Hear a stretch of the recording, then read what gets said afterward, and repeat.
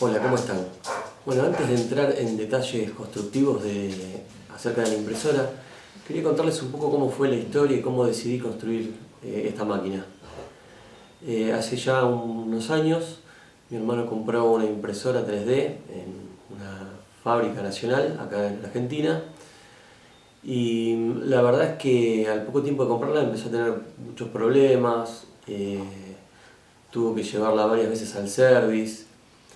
Y bueno, seguramente esto que voy a decir a muchos no les va a gustar, pero eh, la filosofía RepRap es muy buena, está muy buena, pero creo que ha sido a veces utilizada de mala manera por algunas personas que hasta han abierto fábricas para, eh, valga la redundancia, fabricar estas impresoras y sin utilizar un criterio técnico y conocimientos adecuados. De hecho, la fábrica donde mi hermano compró la impresora cerró. Bueno, en los aspectos constructivos vi cosas increíbles como los cables totalmente tirantes o cables empalmados que cambian de sección y de color en un mismo tramo. Bueno, algunas cuestiones inaceptables. Entonces, bueno, me empecé a meter cada vez más en el tema. Yo soy de investigar bastante y de ir a fondo. Aparte, realmente me apasiona la electrónica. Yo soy técnico electrónico y doy clases en un colegio secundario de electrónica. Y decidí construir esta impresora enfocado en hacer algo que tenga una calidad aceptable de impresión y que por sobre todas las cosas sea barata, o sea, que tenga un costo muy bajo la fabricación. Otra cosa que hice para diferenciarme y un poco por mi propia rebeldía es hacer de cero el desarrollo del firmware y de lo que es la parte del microcontrolador. Yo no utilicé Arduino. Toda la filosofía y las máquinas RepRap en general utilizan una placa Arduino y un firmware que se baja de internet, con lo cual en general todos los que lo construyen no saben qué es lo que pasa dentro de ese firmware, ¿sí? O sea, es un firmware que está, la verdad, lo tengo que decir, está muy bien hecho, se puede parametrizar un montón, para abarcar un montón de modelos de máquinas, pero bueno, para tipos curiosos como yo no sirve, porque a mí me gusta saber qué es lo que pasa dentro. En todo este proceso, que para mí fue fascinante de construir esta impresora, me pasó algo increíble, que bueno, en algún momento en el colegio donde yo doy clases le comenté a un profesor mucho más joven que yo, por lo menos unos 15 o 20 años más joven que yo, le comenté lo que estaba haciendo y lo primero que me dijo es: ¿para qué lo estás haciendo si ya está hecho? Es una pregunta que me quedó dando vueltas en la cabeza y que creo que con los tiempos que estamos viviendo ahora en este momento, la respuesta a esa pregunta tiene una relevancia muy importante. Porque en general hay como una filosofía en estos tiempos de que damos por hecho un montón de cosas, ¿no? Que ya están hechas. Y las aceptamos como son, sobre todo los que nosotros llamamos millennials, ¿no? Los que nacieron en los 90, 2000, dan por hecho un montón de tecnología y la aceptan como tal, pero como que, y lo digo desde el lugar de la gente que estudia tecnología, ¿no? Como que lo dan por hecho y creo que no hay a veces curiosidad en saber cómo funcionan las cosas. Y me pareció una pregunta que, bueno, en ese momento me descocó un poco y me remitió un poco a mi infancia, porque yo, como siempre me gustó la electrónica, a veces parientes o amigos o alguien veía lo que yo estaba haciendo y la primera pregunta, que me parece una pregunta odiosa, es: ¿y para qué sirve? ¿No? Y son esas preguntas a veces que, según cómo están hechas, hasta desalientan un poco. Y lo digo ahora desde un lugar de padre, que fui padre hace muy poco. No sé si es una pregunta adecuada, porque es una pregunta que debería contestarse por sí misma. ¿Para qué sirve o por qué lo hice? Lo hice para aprender. no todo tiene que tener una finalidad en sí. A veces simplemente la finalidad de poder satisfacer una curiosidad de aprendizaje es suficiente. Todo este proceso que por ahí parece tonto que yo viví en desarrollar esta impresora me remitió en un momento hacia unos cursos de coaching ontológico que yo hice hace ya más de 10 años. En ese momento era algo muy nuevo, ahora está casi de moda. Pero esos seminarios que yo hice, la verdad que me cambiaron la manera de ver el mundo y de ver las cosas. Fueron realmente muy importantes para mí. El último seminario estaba planteado en forma de un juego. Y como todo juego, tenía reglas. Sí, reglas, digamos, para el funcionamiento de ese juego. Donde todos nosotros los participantes teníamos que proponer objetivos que eran, o nosotros los veíamos como imposibles para desarrollar, y bueno, en el transcurso de ese seminario ver la manera de llevarlos a cabo. La primera regla de ese juego era la siguiente: lo más importante es el resultado, pero no es lo importante. Eso es algo que durante mucho tiempo me quedó dando vueltas en la cabeza porque era como una contradicción, era algo que yo no podía llegar a entender bien. Y bueno, ya de más grande y de haber vivido un montón de otras cuestiones, me doy cuenta de a qué hacía referencia esa regla. Y lo pongo un poco como respuesta a esa pregunta que me hizo ese docente, que me dijo: ¿para qué lo hiciste si ya está hecho? Y un poco la respuesta es que lo más importante es el resultado, por supuesto, pero no es lo importante, porque lo importante es el proceso. El proceso que yo tuve que realizar y que caminar para poder llegar a ese resultado, que no es ni más ni menos que un proceso de aprendizaje, donde yo tuve que repasar un montón de conocimientos, desde programación. Yo esto lo hice con un microcontrolador de microchip, programado en C. Tuve que repasar lo que son estructuras, punteros a estructuras, un montón de cuestiones, investigar los drivers de los motores paso a paso, descubrí lo que es el microstepping, hasta de alguna manera tuve que aprender algo de mecánica. Entonces, es cierto, yo no inventé ni reinventé nada, pero el proceso que caminé para llegar a este resultado me permitió adquirir una enorme cantidad de conocimientos que yo hoy, si quisiera, podría construir casi cualquier máquina de CNC, sobre todo en el sentido electrónico, por todos los conocimientos que adquirí construyendo esta máquina. Entonces, un poco la finalidad quizás para mí de este video es inspirar a todas aquellas personas que sienten curiosidad y mostrarles que se puede hacer una máquina de este tipo con materiales realmente muy baratos y bueno, además teniendo la satisfacción de decir lo hice yo. Así que bueno, va dedicado a todos ellos y ahora sí voy a pasar un poco a los detalles constructivos de la máquina. Bien, ahora sí, me puse los anteojos para verlos un poco mejor. Les voy a empezar a comentar un poco el tema de lo que fue el microcontrolador. Yo, desde chico, cuando nació el tema de los microcontroladores, que empezaron a estar al alcance, digamos, del público en general, en relación de costo, digamos, y de herramientas de desarrollo, yo siempre me dediqué a la línea de microchip, a los famosos PIC. Hay gente que programa Atmel, otros que programan Freescale. Bueno, cada uno elige el microcontrolador que le parece. Creo que todos tienen sus ventajas y desventajas. Yo particularmente lo que puedo hablar a favor de microchip es que son microcontroladores realmente bastante baratos. Los programadores, el hardware para programarlos es bastante accesible, hasta inclusive hay circuitos en internet donde los podemos bajar y implementarlos directamente nosotros mismos.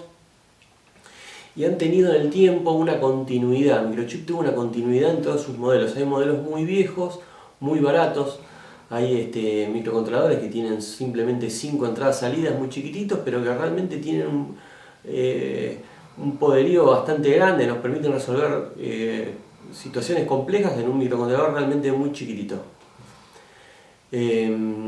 Empecé este proyecto con el microcontrolador PIC18F2680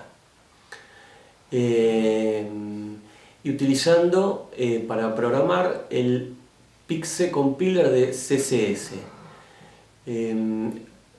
Después tuve que abandonar ese compilador porque realmente hay que hacer un proceso que es muy rápido para poder lograr continuidad en el movimiento del cabezal de impresión.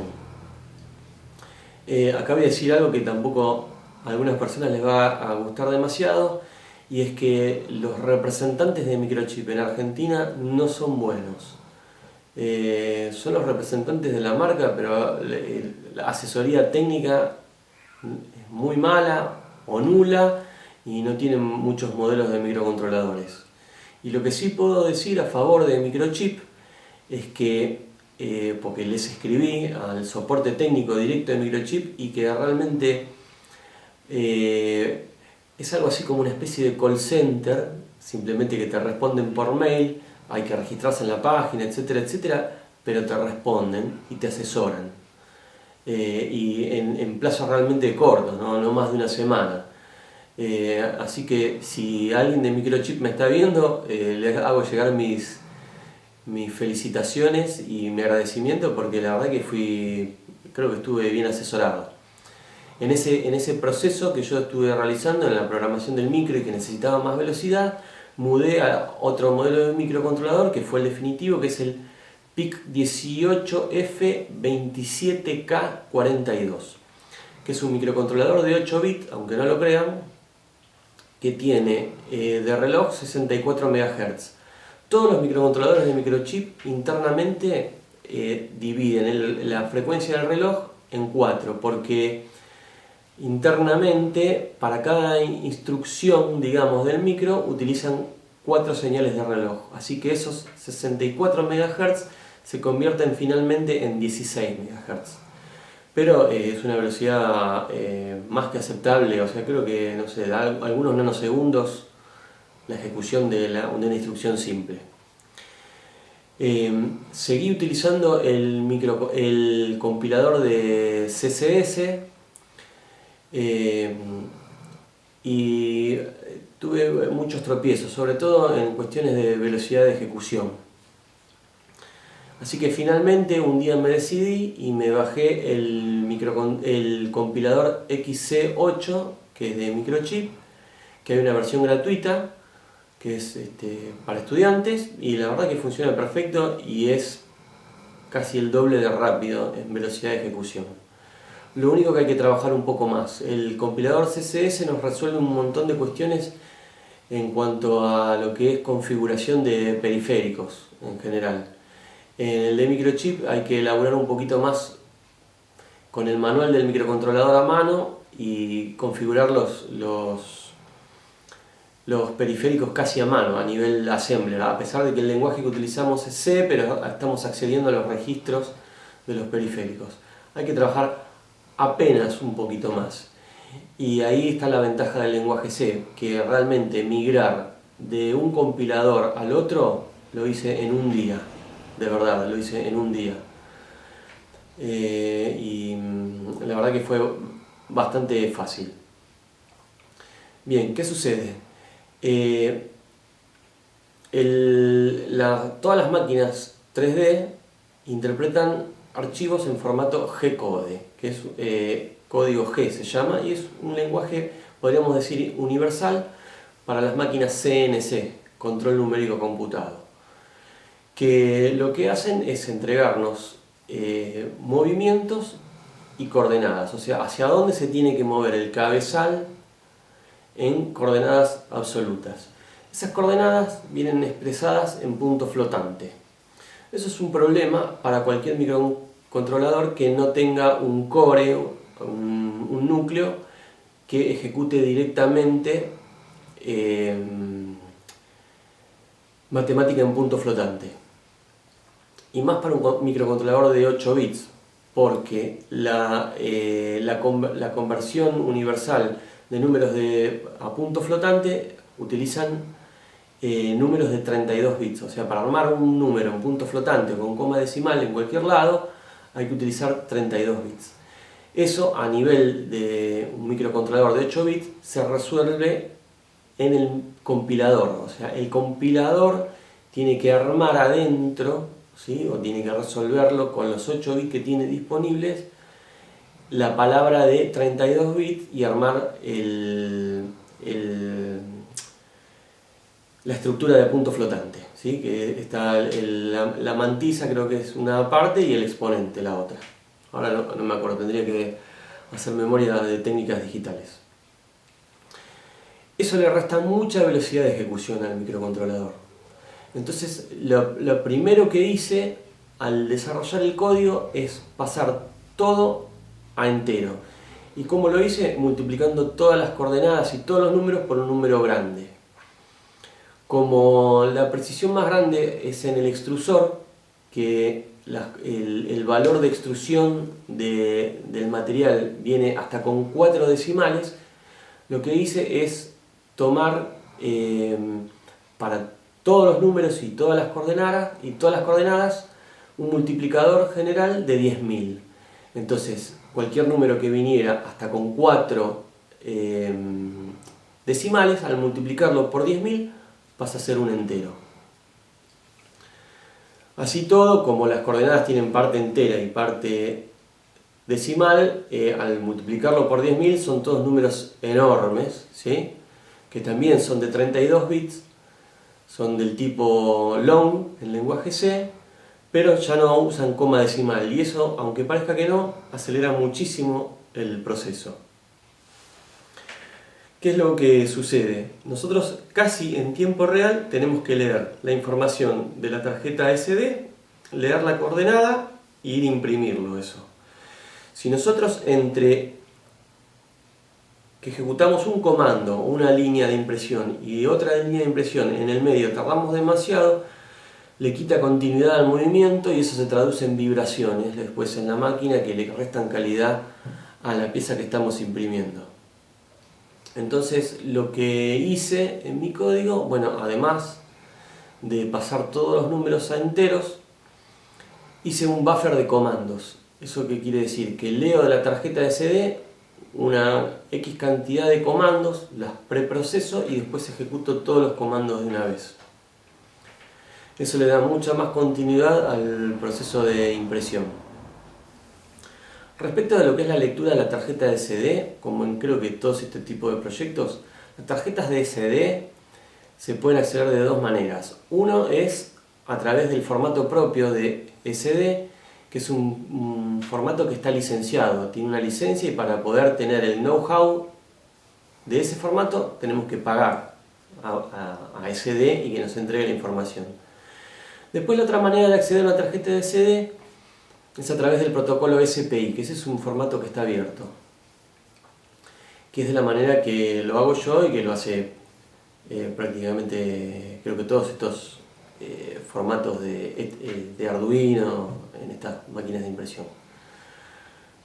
Eso es a nivel hardware, pero después la tarjeta SD tiene la información almacenada en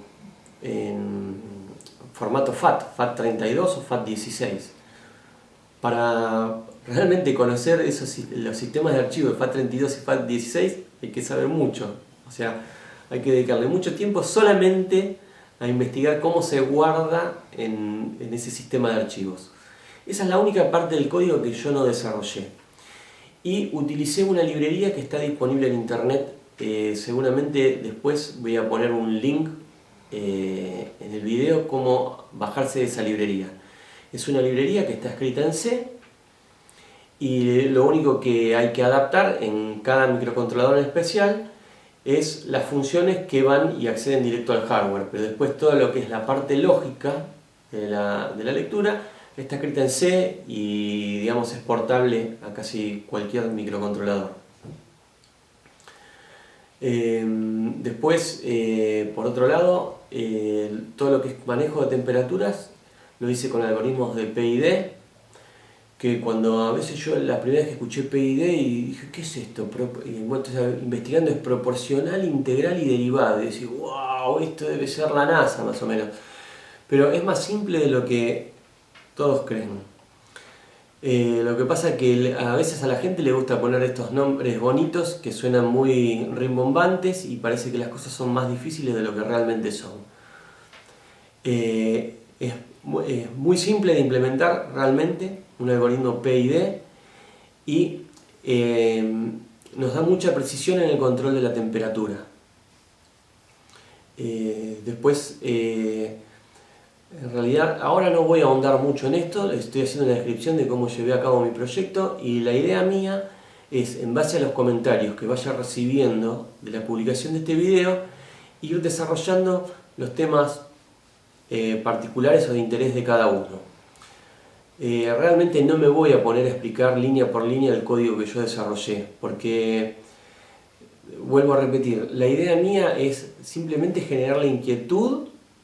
Y sí voy a apoyar a los que quieran llevar a cabo un proyecto como este en mi experiencia, pero la idea mía es que cada uno investigue y trabaje en su propio proyecto. Si no, es lo mismo que, digamos, la filosofía RepRap. O sea, si no querés hacer nada, te diría, armate la máquina, comprate un Arduino y bajate el firmware de Arduino. Si no, si querés hacer algo diferente, bueno, yo te apoyo y te comparto mi experiencia, pero vos haces tu propia experiencia. Eso es algo también que noto mucho. Yo he publicado varios videos respecto de lo que es una bobina de Tesla. Y hay gente que me escribe directamente pidiéndome lista de materiales. Como una receta. Comprá estos materiales, ejecutalo y tenés el resultado. No es mi filosofía, digamos. Ni tampoco mi filosofía como docente. Yo te cuento cómo funciona, te doy los conceptos básicos, pero haz tu trabajo.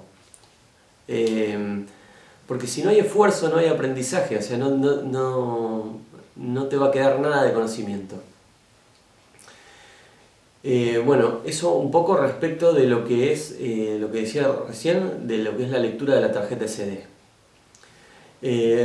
Una vez bajado ese driver se utilizan dos funciones nada más. Una es montar la tarjeta, que nos brinda como una unidad lógica, y después utilizo una sola función que se llama fread y que permite leer una X cantidad de caracteres de un buffer de la cantidad que nosotros definamos. Lo que sí después, obviamente, de obtenido ese buffer tenemos que ir y armar la línea por línea, decodificar en esa línea las coordenadas, etcétera, etcétera. Pero bueno, eso en base después a la inquietud que cada uno tenga, iré publicando videos específicos respecto de cada una de estas cuestiones. La otra cosa interesante que llevé a cabo en este proyecto es que lo que es la parte mecánica quise hacerla desde cero. O sea, por supuesto vi al principio algunas máquinas por internet y vi que estaban todas como construidas de la misma manera. Y lo primero que se me ocurrió pensar es por qué todos usan correas y no tornillos, porque yo digo las correas por ahí se estiran y en cambio el tornillo es algo que casi no sufre de desgaste. Entonces la verdad, la primera versión de mi impresora estaba hecha todo con tornillos, con husillos, que la verdad que son caros, por lo menos acá en Argentina, son caros los que le llaman tornillos ACME. Y son demasiado caros para la real calidad que tienen, porque a veces no vienen perfectamente rectos, están un poco curvados y aunque parezca que no, eso influye en la continuidad del movimiento. Mi primera versión también, en general todas las versiones de impresoras 3D, lo que es el eje Y es la cama que soporta la impresión y es la que se mueve. Y yo dije, ¿y por qué en vez de mover la cama no muevo todo el puente que sostiene el eje X? Entonces en mi primera versión movía todo el puente, simplemente porque quise experimentar por qué no hacerlo de esa manera. Lo descarté una vez que lo hice porque tiene muchos problemas de vibración.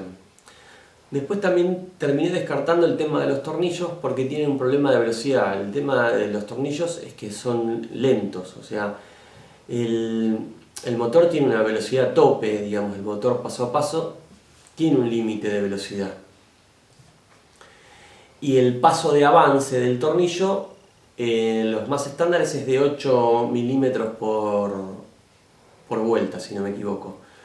Entonces es un poco lento y las velocidades típicas de impresión rondan entre los 50 y 60 milímetros por segundo que hay que moverse. También en ese proceso hice mis propios drivers para manejar los motores paso a paso.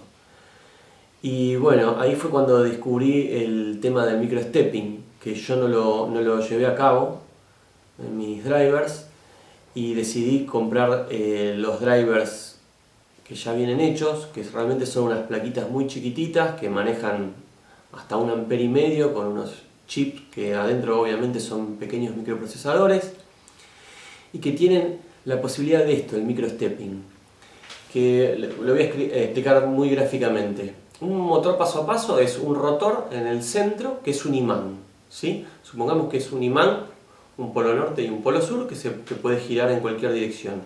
Y en la periferia de ese rotor hay bobinas, que lo que hacen es hacer que ese imán se oriente según el sentido de esas bobinas. Supongamos que tenemos un motor con dos bobinas, una horizontal y otra vertical. Eso quiere decir que el motor puede girar tan solo 90 grados, ¿sí? Según excitemos una o la otra de las bobinas, ¿sí? Intercambiando la polaridad de cada una de ellas.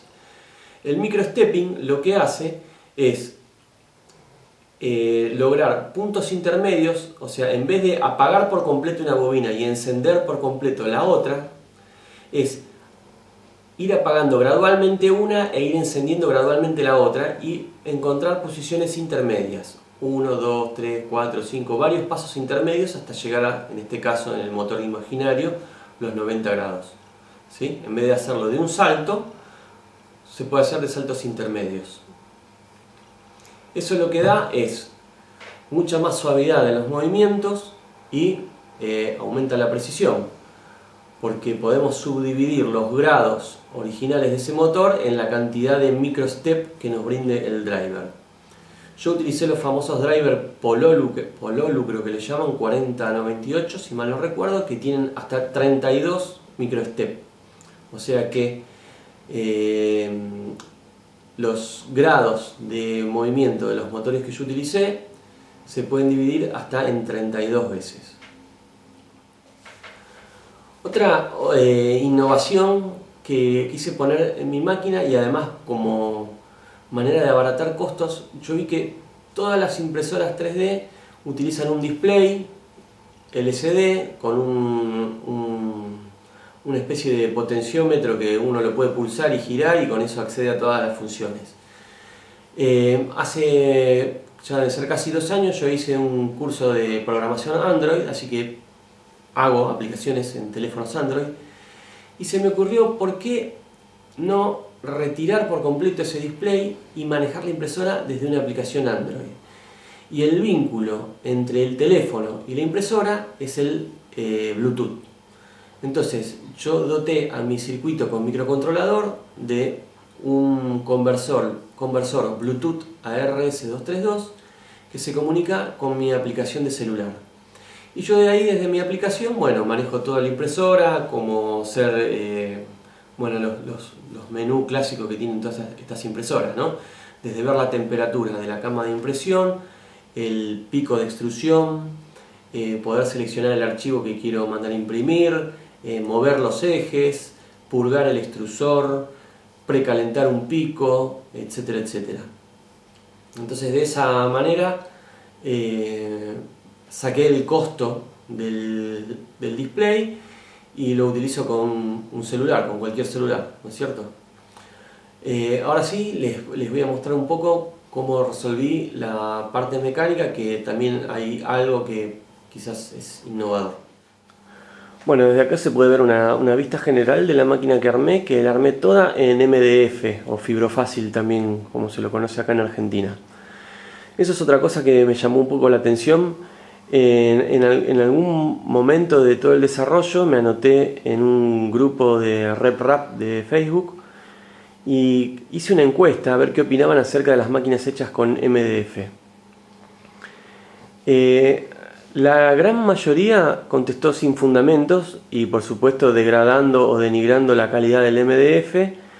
Hasta hubo una persona que me llegó a decir que se iba a arquear por la tensión de las correas, como si las correas hubiera que estirarlas tanto como si fuera, no sé, un arco de casa. Eso es un poco también, yo sé que mucha gente me va a odiar por esto que voy a decir, pero es un poco que veo también de la comunidad RepRap. Hay mucha gente que por simplemente utilizar términos en inglés cree que posee un montón de conocimientos y que en realidad no los tiene.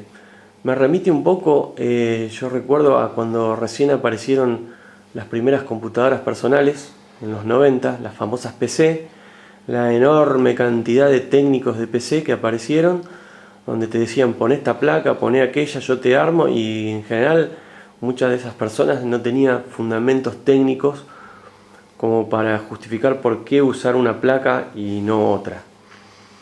La verdad es que yo la construí en MDF, es una máquina que se construye en un día con una caladora, y esta máquina tiene más de un año de construida y no se arqueó ninguna madera nunca, jamás, en ningún momento. Está muy sólida, están todas las piezas atornilladas y encoladas, ¿sí? Al principio todo estaba hecho en MDF, inclusive estas piezas, estas de acá, que después yo las fui imprimiendo simplemente para aliviar el peso del EGI. Acá lo estamos viendo, que bueno, como innovación, en general todas las máquinas en el EGI utilizan dos motores con dos tornillos, uno a la derecha y uno a la izquierda. Yo utilicé un solo motor que en vez de empujar, tira del carro hacia arriba, ¿sí? Tira del carro, no, del puente, como lo estoy haciendo yo ahora a mano. Y de esa manera me ahorré el costo de un motor. Y parece que no, pero funciona perfecto. Y vuelvo a repetir, la calidad de impresión es muy aceptable. El extrusor obviamente lo compré hecho, es un extrusor, si no me equivoco, es el MK3, que tiene una muy simple modificación en la parte de adentro, que lo vi en internet. Y me pareció piola. La verdad es que no tuve nunca problemas con este extrusor. De hecho, en las pruebas preliminares, una noche dejé imprimiendo la máquina, se me soltó una correa y a la mañana siguiente todo el extrusor, todo el pico, todo estaba completo de PLA, del plástico, hecho una bola. Lo calenté, saqué la bola de plástico y acá está. Sigue imprimiendo sin ningún problema. Después las guías se compran, son comerciales, son de 8 milímetros de diámetro. Lo mismo los rulemanes lineales, son comerciales, se compran. Ahora hay muchos comercios que venden insumos para impresoras 3D. Esta pieza está exageradamente alta, se podría hacer más chica y ganar un poco de espacio y más carrera en el eje Z. La cama es bastante grande, es de 33 por 33 centímetros de aluminio. Y por ahí es el punto débil de mi máquina, es que la cama y todo su soporte, digamos, es un poco pesado, es una masa inercial un poco pesada y tiene un poco de vibraciones a veces. Quizás acepto sugerencias, pero podría haber utilizado, en vez de la correa clásica que es de 5 milímetros, una correa más ancha, para darle más solidez a lo que es el movimiento. Pero bueno, acá se puede ver el motor del eje X. Fíjense que utilicé en poleas grandes, ¿sí? Hay una polea grande y en la otra punta hay un rulemán chiquitito. No importa que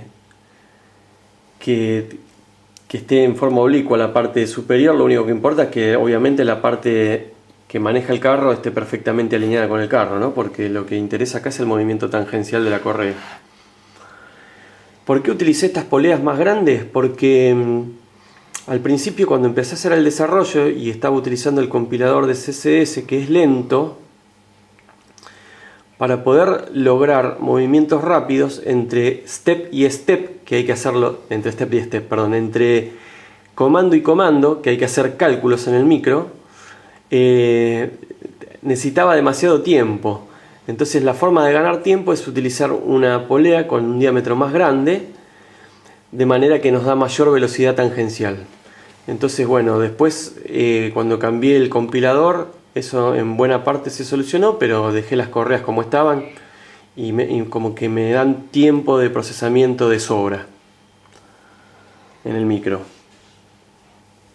Y no pierde fuerza el mecanismo. La verdad que, a pesar de que el extrusor este es un extrusor directo, ¿sí? No del tipo Bowden, que suele tener el motor de extrusión alejado de la boquilla. Está todo el motor de extrusión acá, a pesar de que eso lo hace más pesado, pero corre sin ningún problema. ¿Qué más les puedo mostrar? Acá atrás se ve el motor del EGI, también con una polea similar. Es el único motor que compré un poquito más grande por el peso de la cama caliente. Se nota porque es un poquito más largo respecto de los otros, que son más cortitos, ¿sí? Son más pequeños, lo mismo que el del EGZ. A ver si se llega a ver. No se llega a ver. Disculpen que es un poco desprolija la filmación, pero acá se ve que este es el doble de largo, porque tiene 2 etapas, entonces tiene más fuerza. Bueno, después, como les dije, está todo hecho en MDF, atornillado y encolado. Y lo que sí, a ver acá si se ve la placa con el microcontrolador. Esto es lo bueno por ahí de este desarrollo, es que lo único que hace falta es el microcontrolador y algunas resistencias, nada más. No necesita más nada para funcionar, lo que es la parte lógica, ¿sí? Lo que sí imité de las placas de Arduino, puse esos pines para poder enchufar los cables. Esta plaquita que estamos viendo acá, que está enchufada acá, esta plaquita es el conversor de USB a 232. Bueno, tenemos el microcontrolador, la entrada de 12 volt, dos reguladores de tensión, uno de 5 volt y uno de 3,3 volt para lo que es la tarjeta SD,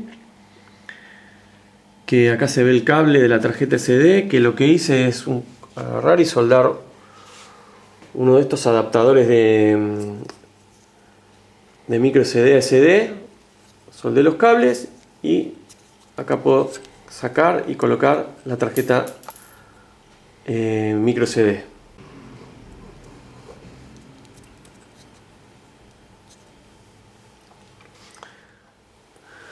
Bueno, acá se ve un poco mejor lo que es la placa del microcontrolador, que como se ve es muy simple. Ahí se ven un montón de resistencias que en realidad están puenteadas por abajo, porque yo por inercia pongo a veces unas resistencias para proteger las entradas y salidas del micro, y finalmente en este caso las tuve que sacar. Después les voy a explicar por qué. Pero bueno, es muy simple, es solo el microcontrolador. Además este microcontrolador tiene el oscilador es interno, no necesita ni cristal para funcionar. Y después acá me armé lo que sería la plaquita de potencia. A ver si se llega a ver. Acá hay un ULN 2002 y 3 MOSFET. El MOSFET de abajo, el primero de todos, maneja la resistencia del extrusor. El MOSFET del medio, el que tiene el disipador, maneja la resistencia de la cama caliente, que este tiene un disipador porque consume bastante corriente la cama caliente. El MOSFET es un IRFZ44, es muy común. Y por último, el MOSFET de arriba lo que maneja es el fan de capa, que es este fan que está acá. Este fan lo que hace es ir enfriando el material que sale del extrusor y se lo suele llamar fan de capa, que generalmente se enciende a partir de la segunda capa. La primera capa generalmente no se enfría para lograr buena adherencia a la cama de impresión, y esto se controla desde el código G, por eso es que tiene un MOSFET aparte para controlarlo. Y después acá está una placa donde están los drivers comerciales, el famoso Pololu 4098 creo que era el código, ahora no recuerdo. Lo único que hay que hacer es calibrar con ese micro preset que tienen, es para calibrar la corriente que va a circular a través del motor paso a paso. Después no tiene otra ciencia. Acá lo que hay es un regulador de 12 volt. Es de 5 volt porque la parte de potencia del driver maneja hasta 24 volt tranquilamente, pero la parte lógica del driver funciona con 5 volt. Y bueno, puse los cables de interconexión soldados directamente y van hacia la placa. La fuente de alimentación creo que es súper importante en estas máquinas porque los consumos son grandes, sobre todo los de la cama caliente, y hay muchos que utilizan fuentes de PC, pero las fuentes de PC a veces no, sobre todo lo que es en la salida de 12 volt, no entregan suficiente corriente, así que decidí comprar esta fuente que es de 12 volt 16,7 amperes. Son 200 watts esta fuente. Bueno, por último acá se ven los switch de fin de carrera del eje X. Acá está el del eje Z. Perdón. El del eje Z, sí. Y por allá abajo se ve el del eje Y. Bueno, acabo de encender la máquina, más que nada para que vean un poco cómo es la aplicación de celular. Acá le hice un pequeño soporte a mi celular.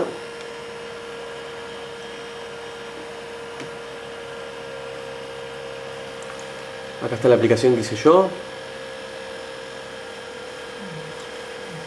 Ahora vamos a correr el filamento este. Ahí está. Bueno, lo primero que pregunta la aplicación es si deseamos encender el Bluetooth. Obviamente tenemos que decirle que sí. Activa el Bluetooth. Acá es un botón para conectarnos a la máquina y nos va a traer una lista de todos los dispositivos de Bluetooth que estén vinculados a este teléfono. En este caso el conversor es el HC06. Lo voy a seleccionar. Y ahí se conectó. Y me trae la temperatura de la cama y del extrusor. Tenemos un menú donde tenemos todas estas posibilidades. Enviar el archivo, mover ejes, cambiar las temperaturas, o sea, si queremos cambiar las temperaturas de proceso en el medio de la impresión. Purgar el extrusor, precalentar PLA, que es el material más clásico. Precalentar un ABS, que es un material más duro. Precalentar material 3 es porque le puse una opción para un tercer material. Detener la impresión, reanudar la impresión y configuración. En configuración lo único que hay es las temperaturas de los tres materiales, donde definimos a qué temperatura vamos a precalentar los tres materiales, el PLA, el ABS y el material 3. A ver si... Guárdenme. Ahí está. Fíjense lo que sería más o menos el menú de mover ejes. Disculpen, pero estoy con la derecha sosteniendo la cámara y con la izquierda tocando los botones. Bueno, tenemos acá las opciones de movimientos para los tres ejes, X, Y, Z, y para hacer los home de cada eje. Fíjense, voy a mover por ejemplo el home X. Ahí vemos cómo se mueve el carro. Ahí llegó al tope. Ahora voy a presionar derecha, por ejemplo. Ahí se mueve un tramo a la derecha, otro tramo. Voy a presionar Home y vemos la cama que va hasta que hace tope con el switch. Y voy a presionar un Home Z. Y ahí vemos el motor del eje Z, que va a hacer que descienda el pico hasta prácticamente hacer contacto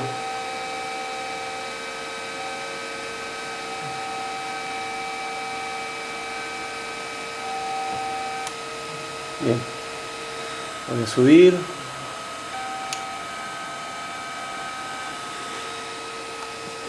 Lo que es el ajuste de nivelación de la cama está hecho con tornillos de 1/8 y unos resortes comunes que compré en una ferretería. Estas tuercas moleteadas las imprimí. Esta base es un MDF de 5 o 6 milímetros y la verdad que una vez que se niveló se mantiene bastante bien nivelada, se puede ajustar en el mismo momento de la impresión. Bueno, en el principio del video vieron cómo imprime la máquina. Por ahí ahora les voy a mostrar algunas piezas para que vean la calidad de impresión. Estas son algunas piecitas impresas con mi máquina. Por ejemplo, este gatito, bueno, lo pintó mi mujer, está pintado. Pero lo interesante es que no tiene, en este caso no tiene ningún proceso de postproducción, no está lijado ni nada. Así como salió de la máquina, mi mujer lo pintó. Y bueno, se puede ver que la terminación es bastante aceptable.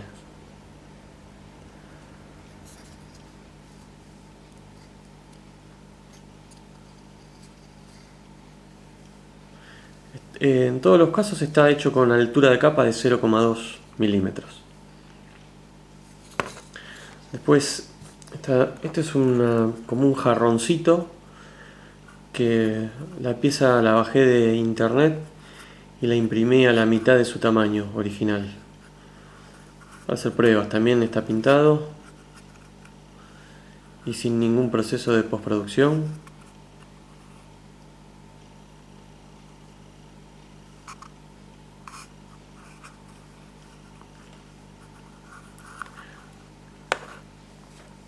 Este es un portavelita que hice con AutoCAD. También no tiene ningún proceso de postproducción.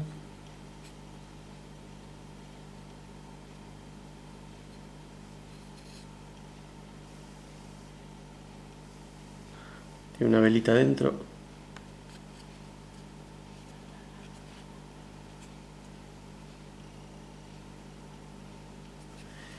Y por último, el clásico cubito de calibración de 20 x 20.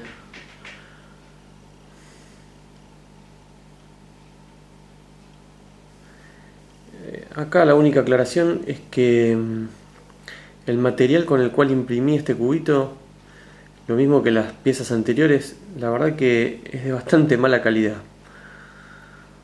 porque cuesta bastante extruirlo y no es pareja la extrusión. Sin embargo, la verdad que las piezas salieron muy aceptables.